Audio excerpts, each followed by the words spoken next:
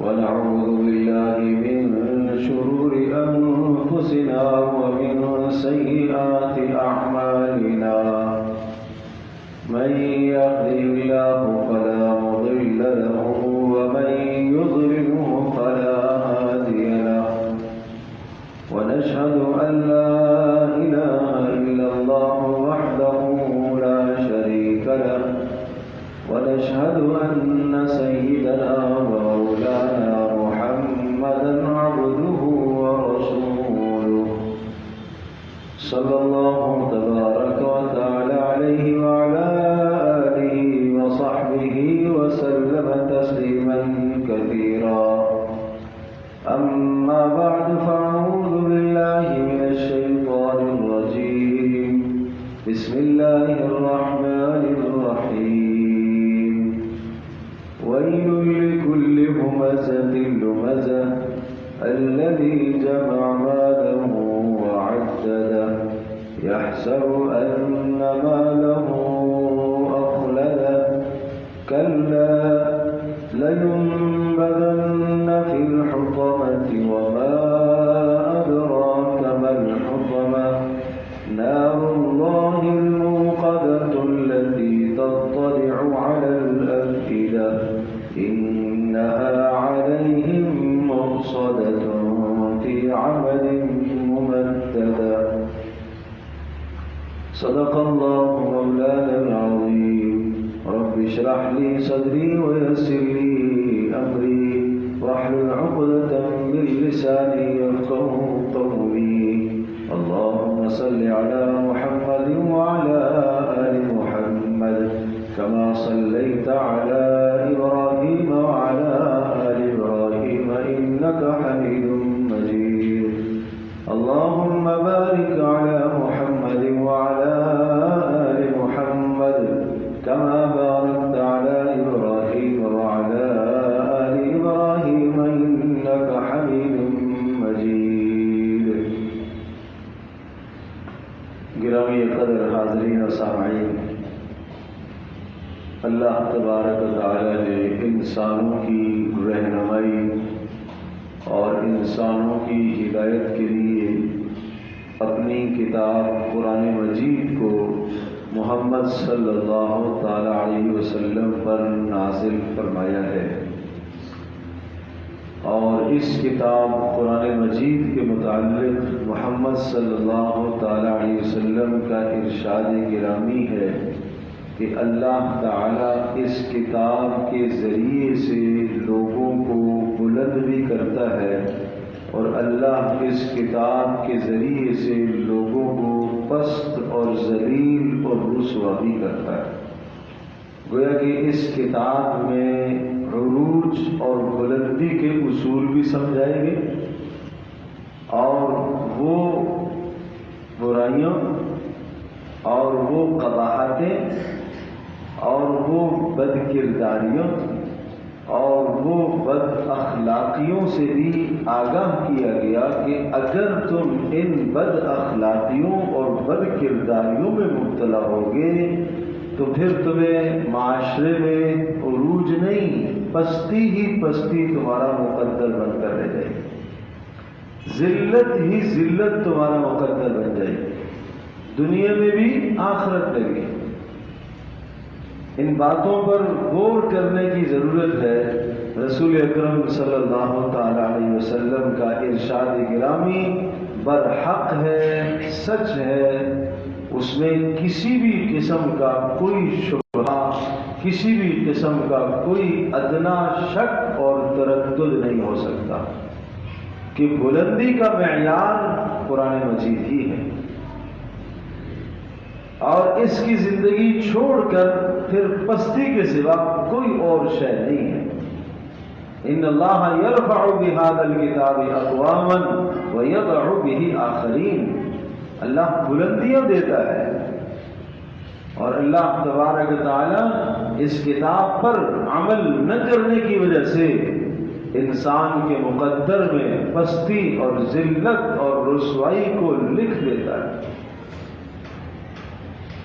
اور اللہ پاک اس انسان کو ایک بہت بلند معیار دینا چاہتا ہے یہ صورت آپ نے قرآن مجید میں بارہا پڑھی ہوگی اور آپ سب کو یاد ہے.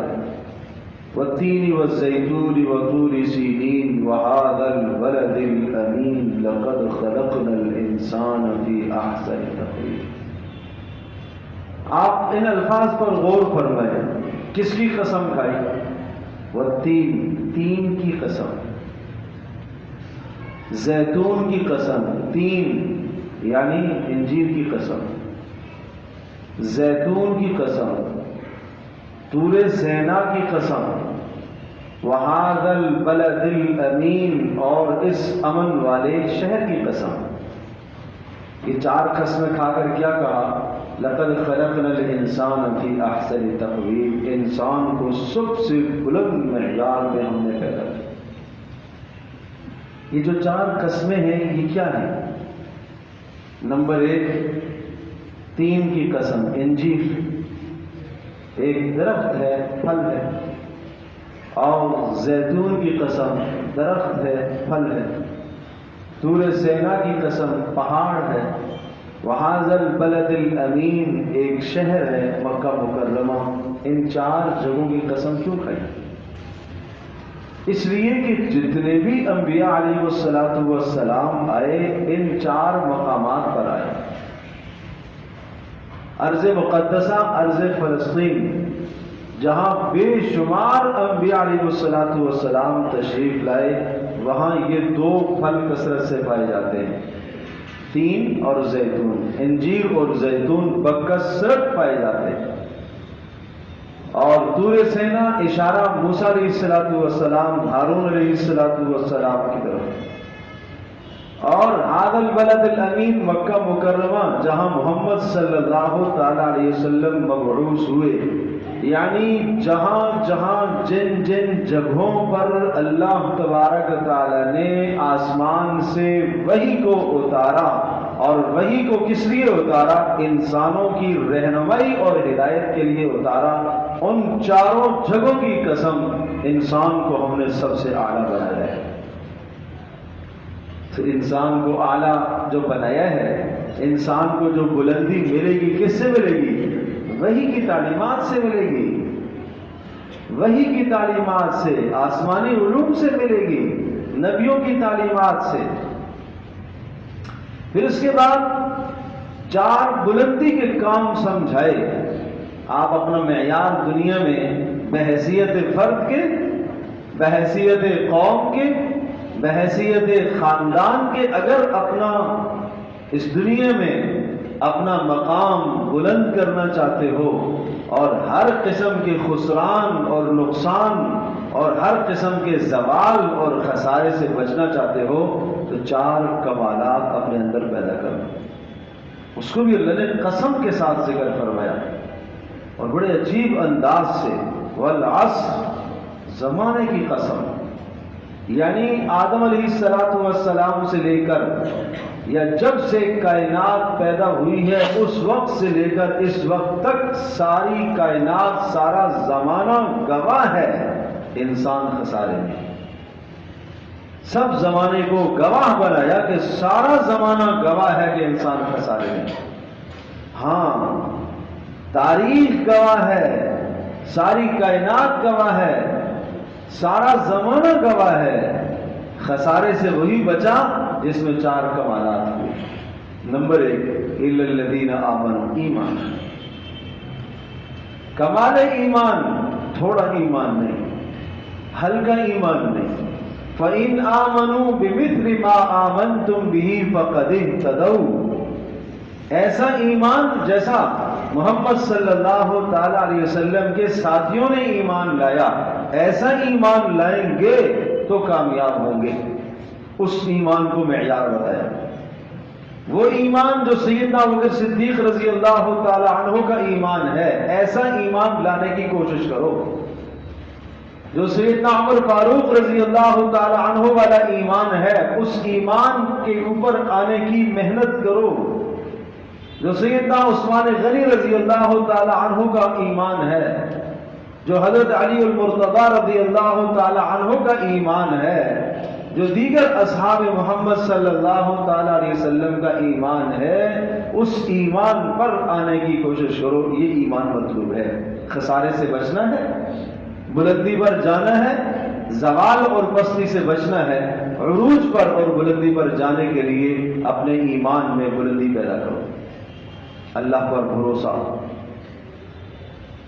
اللہ کی ذات عالی پر اعتماد، آخرت کا یقین، نماز میں محنت، اسی طرح سے دل کے اندر اللہ کی محبت سب محبتوں پر غالب آ جائے، اللہ کا خوف تمام خوف پر غالب ہو، اللہ پاک کی محبت تمام محبتوں کے اوپر ہو. یہ بلند درجے کا معیار ہے. وَعَمِلُوا الصَّالِحَاتِ. ایمان کے بعد خسارے سے بچنا چاہتے ہو؟ سارا زمانہ گواہ اور شاہد ہے، گواہ ہے کہ خسارے سے وہی بچ سکتا ہے جس کی زندگی میں عمل صالح ہو، نیک عمل. صرف ایمان پر نجات نہیں ہے، صرف ایمان پر نجات نہیں ہے. ایمان کے بعد عمل صالح. بہت سارے لوگ کہتے ہیں جی ہم مسلمان تو ہیں نا، کافی ہے، کیا ضرورت ہے نماز کی، کیا ضرورت ہے تلاوت اور نیک اعمال کی، بس ایمان والے ہیں. شیطان پٹی پڑھاتا ہے کہ تو ایماندار تو ہے، بس شیطان عمل کی طرف نہیں آنے دیتا.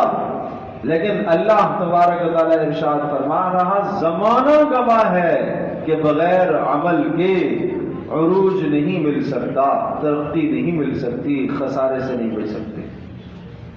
اور دو باتیں ہو گئی. نمبر 3 وَتَوَاصَوْا بِالْحَقِّ. صرف یہی دو باتیں کافی نہیں. اگر یہ دو باتیں ہیں تو 50% کامیابی کہی جا سکتی ہے. 50 ابھی بھی نہیں ہے. 50 مزید حاصل کرنے کے لیے، 25% مزید حاصل کرنے کے لیے تواصی بالحق، ایک دوسرے کو حق بات کی تلقین کرنا. یہ کیوں؟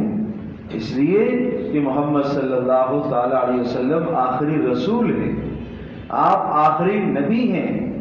اب آپ کا جو فریضہ آپ نے میرے اور آپ کے ہر انسان کے ذمے یہ کام لگایا تھا، الا فلیبلغ الشاہد الغائب. تم میں سے جو حاضر ہے جس تک میری بات پہنچے وہ دوسرے تک میری بات کو پہنچائے. یہ کام رسول اکرم صلی اللہ تعالی وسلم نے سپرد فرمایا. الا فلیبلغ الشاہد الغائب. ہم کیا سمجھتے ہیں کہ یہ کام صرف اہل علم علماء کا ہے؟ ہم یہ سمجھتے ہیں کہ یہ کام صرف تبلیغی جماعت کا ہے؟ ہم یہ سمجھتے ہیں کہ شاید کسی مخصوص طبقے کا کام ہے؟ ہر آدمی اپنے دائرہ کار کے اندر حق بات کی تلقین کرے، اس کے ذمے لازم اور ضروری ہے. اگر وہ نہیں کرے گا تو یہ کامیابی کو نہیں حاصل کر سکتا، زوال سے پستی سے نہیں نکل سکتا، عروج پر بلندی پر نہیں جا سکتا. اور نمبر 4 وَتَوَاصَوْا بِالصَّبْرِ. پھر جب حق بات کہتا ہے تو حق بات کہنے کا لازمی نتیجہ مصائب اور پریشانیوں کا آنا ہے. ان مصائب اور پریشانیوں پر صبر کرتا ہے. تو یہ 4 باتیں تو بلند کردار ہیں. مجھے یہ تو ساری میں نے تمہید ذکر کی ہے، مقصود مجھے آگے کی بات کہنی ہے جو کہ اس وقت مجھے کہنی ہے. یہ تو میں نے تمہید ذکر کی ہے کہ قرآن 2 معیار سمجھاتا ہے، ایک بلند معیار، ایک پست معیار، ایک ذلت والی زندگی اور ایک بلندی والی زندگی. اور قرآن دونوں زندگیاں سمجھاتا ہے. اب ہر آدمی کی مرضی ہے کہ بلندی والی زندگی اور بلند معیار کو اپناتا ہے یا پستی والی زندگی کو اپناتا ہے. یاد رکھیے گا جب انسان فارغ ہوتا ہے، اس کا کوئی کام نہیں ہوتا، جب بلند معیار کو آدمی نہیں اپناتا تو لازمی نتیجہ ہے انسان پستی کی طرف ہاتھ ڈالتا ہے، ذلت اور رسوائی کی طرف ہی جاتا ہے، آدمی کمزوری کی طرف بھی جاتا ہے. فرصت اور فراغت کو انسان تباہی کی طرف لے کے جاتا ہے. اسی کو سورۃ العصر جیسے ختم ہوتی ہے اس کے بعد فرمایا ویل لکل ہمزۃ لمزہ الذی جمع مالا وعددہ یحسب ان مالہ اخلدہ. 3 پستی کی برائیاں ذکر فرمائی. فرد کی پستی، معاشرے کی پستی، افراد کی پستی، قوموں کی پستی ان 3 برائیوں کی وجہ سے ہوتی ہے، اور وہ گراوٹ کی انتہا کو پہنچ جاتے ہیں اور اللہ کی نگاہوں سے اتنے گر جاتے ہیں ثم رددناہ اسفل السافلین۔ قرآن کہتا ہے پھر سب سے نچلے طبقے میں چلے جاتے ہیں، پھر انسان تو انسان، پھر چوپایوں اور حیوانوں سے بھی بدتر بن جاتے ہیں۔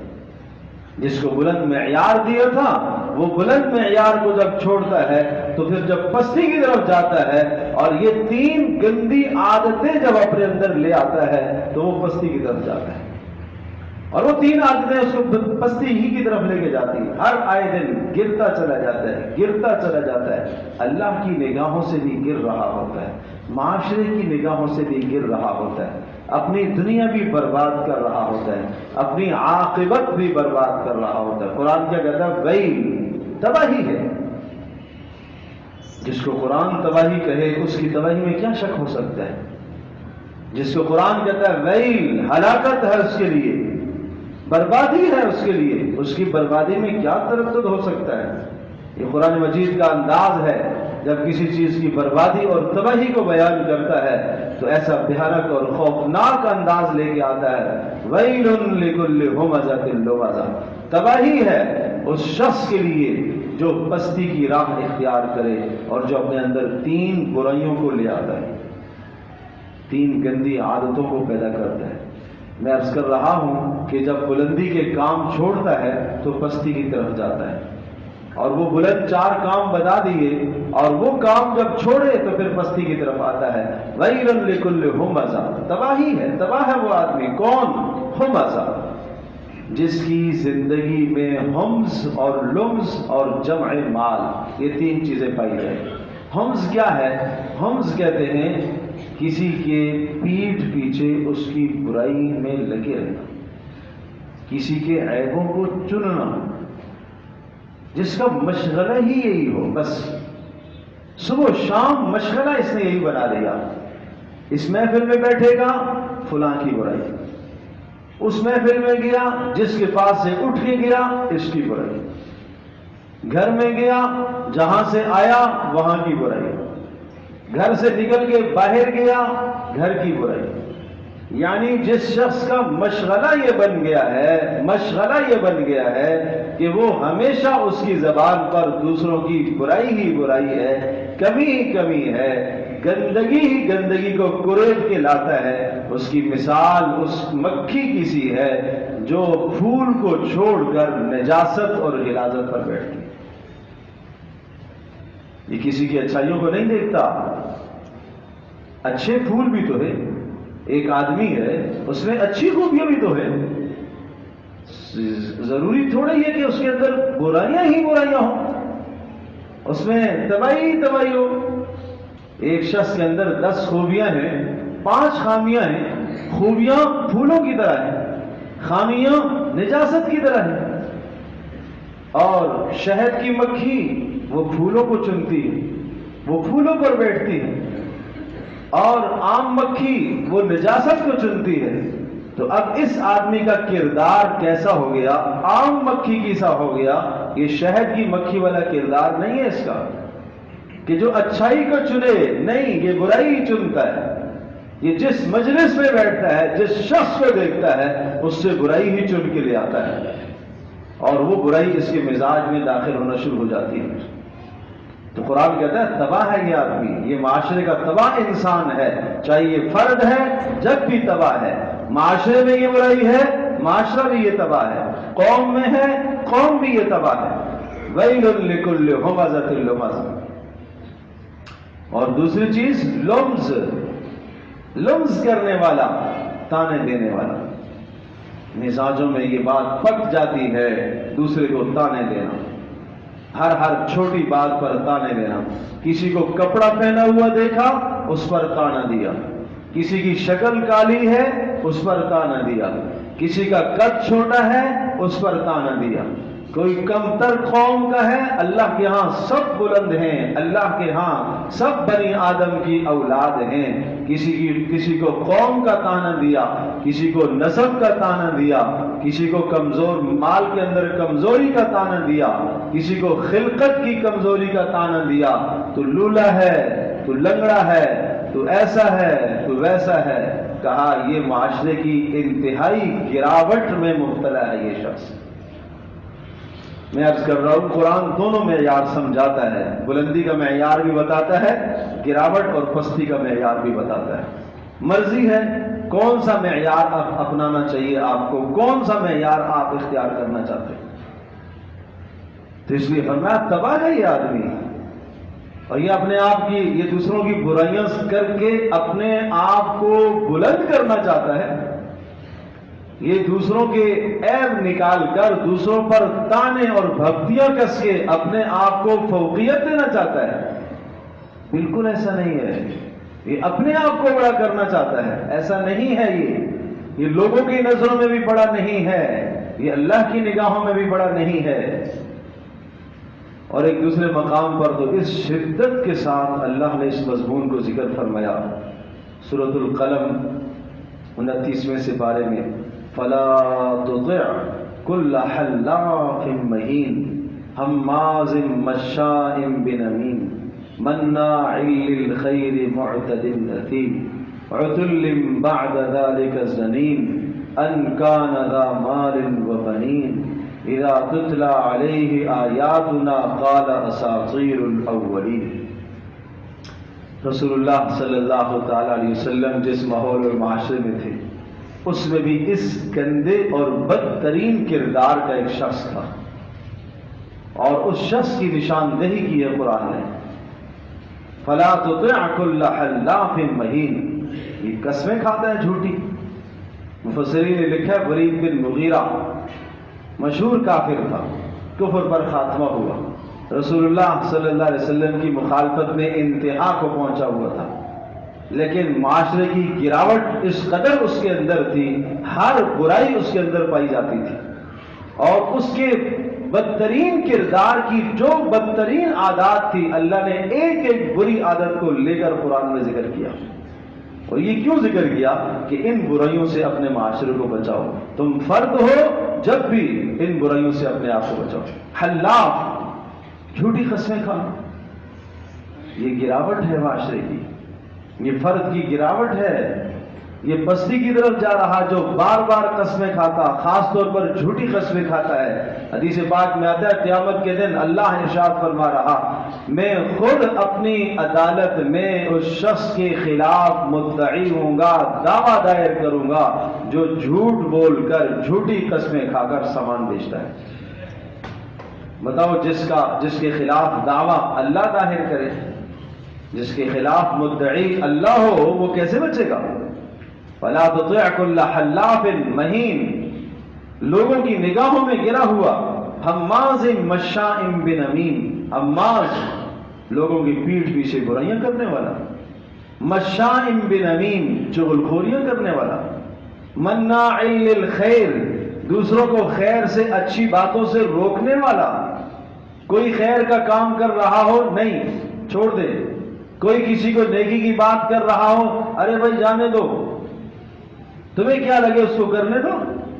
کوئی کہیں خرچ کر رہا ہو، ارے بھائی کیا ضرورت ہے خرچ کرنے کی، خیر کسے روکنے والا، مناع للخیر معتد حد سے تجاوز کرنے والا، اسیم بڑے بڑے گناہ کرنے والا، عتل بعد ذلك زنیم سخت اڑیل مزاج، سخت تیز مزاج، زبان میں ترشی، سخت دل کی سختی۔ اور قرآن کہتا ہے ان سب برائیوں کے باوجود بھی وہ معاشرے کا ایسا بد کردار ہے کہ زنیم اس کا نسب بھی باپ سے نہیں ملتا، کہیں اور جا کے رہتا ہے۔ بتاؤ اتنی سخت بری بات۔ تو کہا اس قسم کی برائیوں سے، ایسی برائیوں سے تمہیں اپنے معاشرے کو پاک کرنا ہے، فرد ہونے کی حیثیت سے اپنے معاشرے کو پاک کرنا ہے۔ بلندیاں چاہتے ہو، عروج چاہتے ہو، تو اپنے آپ کو ان برائیوں سے پاک کرو۔ اس لیے فرمایا ویل تباہ ہے وہ آدمی لکل ہمزۃ لمزہ. تمہیں یاد ہوگی یہ سورت نمازوں میں پڑھتے ہوں گے آپ. ویل تباہی ہے اس شخص کے لیے، ہمزۃ لمزہ ہر اس شخص کے لیے جو لوگوں کی غیبتیں کرتا ہے، پیٹھ پیچھے برائیاں کرتا ہے. کیوں ہم کسی کی برائی کریں بھائی؟ کیا میں فلاں سے بلند ہوں اس لیے اس کی برائی کرتا ہوں؟ اور سامنے تانے کیوں دوں کسی کو؟ کیا میں اس سے کوئی اچھا ہوں؟ اور تیسری بڑی بدترین برائی ہے الذی جمع مالا وعددا. ارے بھائی اللہ کے بدلو،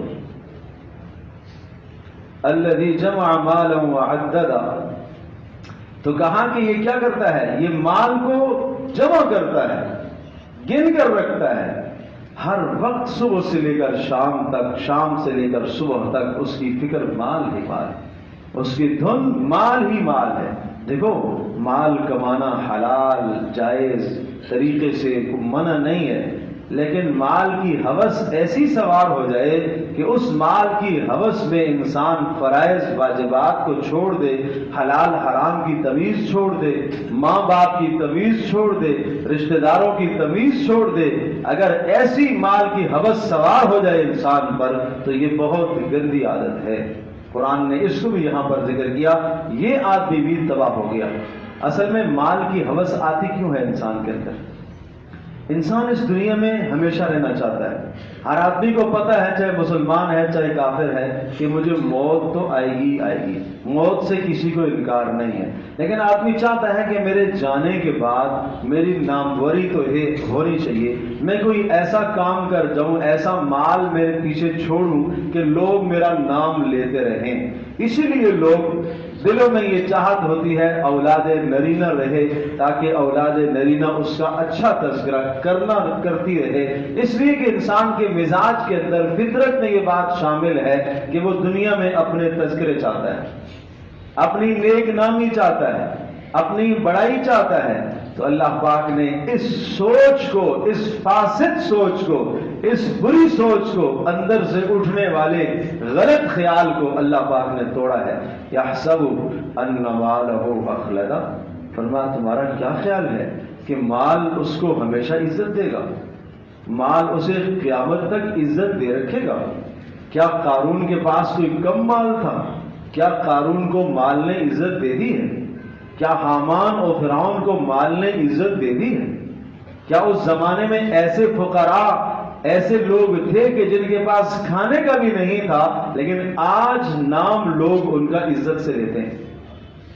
کیا کوئی اپنے بیٹے کا نام قارون رکھتا ہے؟ کیا کوئی اپنے بیٹے کا نام حامان اور فرعون رکھتا ہے؟ لیکن کیا اسی طرح سے رسول اللہ صلی اللہ علیہ وسلم کے زمانے میں بڑے بڑے کافر گزرے ہیں، کیا کوئی آدمی اپنے بیٹے کا نام ابو جہل رکھے گا؟ نہیں.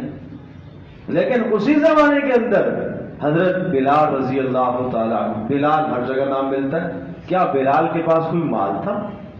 کیا بلال کے پاس کوئی پیسہ تھا؟ کس نے عزت دی ہے بلال کو؟ اخلاق کی وجہ سے بلند ہوئے، کردار کی وجہ سے بلند ہوئے، عادات اور اطوار کی وجہ سے بلند ہوئے، محمد صلی اللہ تعالیٰ علیہ وسلم کے لائے ہوئے دین کی وجہ سے بلندی ملی ہے. اس لیے فرمایا ایسا نہیں ہے، یہ تمہارا گمان، یہ تمہاری سوچ غلط ہے کہ تمہیں مال کچھ کر کے دے گا، تمہیں مال ہمیشہ عزت دے گا. ایسا نہیں ہے. یہ فاسد خیال مت کرنا، یہ فاسد خیال مت کرنا. یحسب ان مالہ اخلدا، کلا، ہرگز ایسا نہیں ہے. اور پھر پتہ ہے ایسے کا انجام کیا ہوگا جس میں یہ تین بری عادتیں پائی جائے گی. جو پیٹھ پیچھے برائیاں کرے گا، جو سامنے تانا دے گا، جو مال کی ہوس اور حرص میں ایسا مبتلا ہوگا کہ حلال اور حرام کی تمیز نہیں کرے گا. لَيُنبَذَنَّ فِي الْحُطَمَةِ، فرمایا یہ ڈالا جائے گا، پھر یہ داخل کیا جائے گا اس چورا چورا کرنے والی جہنم میں. وَمَا أَدْرَاكَ مَا الْحُطَمَةُ. اور قرآن مجید جب کسی مضمون کو بہت تاکید کے ساتھ ذکر کرتا ہے تو یوں سوالیہ انداز آتا ہے، وما ادراک ما الحطمہ، تجھے کیا معلوم کہ وہ حطمہ، وہ چورا چورا کرنے والی ہے کیا؟ تو کیا جانے، تو نے دیکھا کہاں ہے اس کو؟ قیامت میں جا بجا یہ سوال آتا ہے، وما ادراک ما یوم الدین، تجھے کیا معلوم ہے کہ وہ یوم الدین کیا ہے؟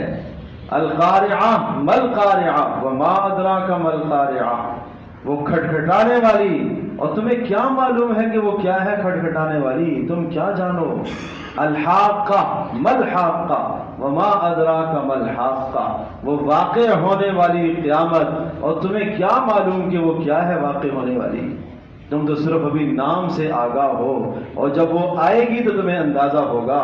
وہ دن آنے والا ہے، یوم ترونہا تذہل کل مرضعۃ عما ارضعت وتضع کل ذات حمل، اوہو اتنی سختی کے ساتھ اس قدر ہولناکی ذکر فرمائی، یوم ترونہا تذہل کل مرضعۃ عما ارضعت، ہر دودھ پلانے والی اپنے دودھ پلاتے بچے کو بھی بھول جائے گی۔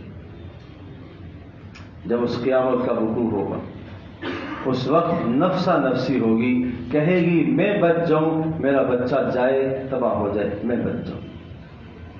شیر خوار بچہ ماں اپنی چھاتی سے لگاتی ہے، اور دنیا میں آپ نے مشاہدہ کیا ہوگا، دیکھا ہوگا، ماں کہتی ہے میری جان جائے میرا بچہ بچ جائے، لیکن وہ دن آئے گا، اس دن ماں یہ کہے گی یہ چلا جائے میں بچ جاؤں۔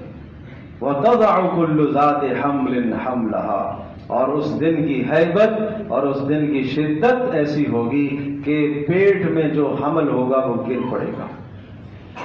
وَتَرَى النَّاسَ سُكَارَىٰ وَمَا هُمْ بِسُكَارَىٰ، اور تو دیکھے گا لوگ نشے کی سی کیفیت میں مدہوش ہوں گے، وَمَا هُمْ بِسُكَارَىٰ، نشہ نہیں ہوگا، وَلَٰكِنَّ عَذَابَ اللَّهِ شَدِيدٌ، وہ سخت عذاب کا دن ہوگا۔ یہ ہے قیامت کا دن۔ اس کے بارے میں کہا وَمَا أَدْرَاكَ مَا الْحُطَمَةُ، تمہیں کیا معلوم ہے وہ حطمہ کیا ہے؟ نَزَّاعَةً لِلشَّوَىٰ تَدْعُو مَنْ أَدْبَرَ وَتَوَلَّىٰ، وہ جہنم جو جلا کر رکھ دینے والی ہے اور خود پکارے گی اور بلائے گی، تدعو من ادبر وتولیٰ وجمع فاوعیٰ، خود بلائے گی، جمع کرے گی، اپنے اندر داخل کرے گی، گردنیں نکلیں گی جہنم سے، اور ان گردنوں سے آوازیں آئیں گی، اور ایک گردن کہے گی میں مسلط ہوں ہر سرکش اور جبار اور متکبر پر، ایک گردن کہے گی میں مسلط ہوں بے نمازی پر، ایک گردن کہے گی میں مسلط ہوں زکوٰۃ کے تارک پر، زکوٰۃ نہ دینے والے پر، ایک گردن کہے گی میں مسلط ہوں آج سود خور پر، میں مسلط ہوں۔ اللہ اکبر، اللہ ہم سب کی حفاظت فرمائے۔ تو بڑا سخت مقام ہے آخرت کا، اس کے لیے ہمیں تیاری کرنی ہے۔ تو اس لیے قرآن کہتا ہے وَمَا أَدْرَاكَ مَا الْحُطَمَةُ نَارُ اللَّهِ الْمُوقَدَةُ، اور ہیبت بتائی کہ وہ جہنم کی آگ چورا چورا کر دے گی۔ وَمَا أَدْرَاكَ مَا، چورا چورا کرنے کے باوجود بھی موت نہیں آئے گی، مرے گا نہیں، اور پھر مزید اس کی شدت اور ہولناکی بتانے کے لیے فرمایا وَمَا أَدْرَاكَ مَا الْحُطَمَةُ، تمہیں کیا معلوم ہے وہ چورا چورا کرنے والی ہے کیا چیز؟ پھر کہا نار اللہ الموقدہ، اللہ کی جلائی ہوئی آگ ہے، نسبت اللہ کی طرف کی ہے، اللہ کی جلائی ہوئی آگ ہے، جس مالک نے کائنات کو بنایا ہے، اتنے بڑے آسمان و زمین کو بنایا ہے، اس نے کتنی طاقت کے ساتھ اپنی آگ کو جلایا ہوگا۔ نار اللہ الموقدہ التی تطلع علی الافئدہ، جلائے گی کیسے؟ براہ راست دل پر اثر انداز ہوگی۔ انہا علیہم مؤصدہ فی عمد ممددہ، فرمایا یہ آگ ان پر مسلط کر دی جائے گی، اور یہ سب کے سب ستونوں کے اندر باندھے ہوئے ہوں گے۔ یہ کس کے متعلق کہا؟ جس شخص کے اندر یہ تین برائیاں پائی جائیں۔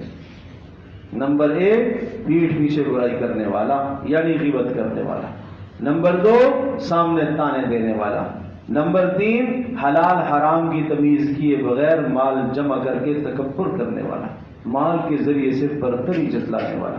تو یہ معاشرے کی گراوٹ ہے، یہ 3 ایسی گندی عادتیں ہیں، اس سے انسان پستی کی طرف جاتا ہے۔ اللہ تبارک و تعالیٰ عروج دینا چاہتا ہے، بلندی دینا چاہتا ہے، جو آدمی ان عادتوں کو اختیار کرتا ہے وہ گراوٹ اور پستی کی طرف جاتا ہے۔ اللہ پاک ہم سب کی حفاظت کرتا ہے۔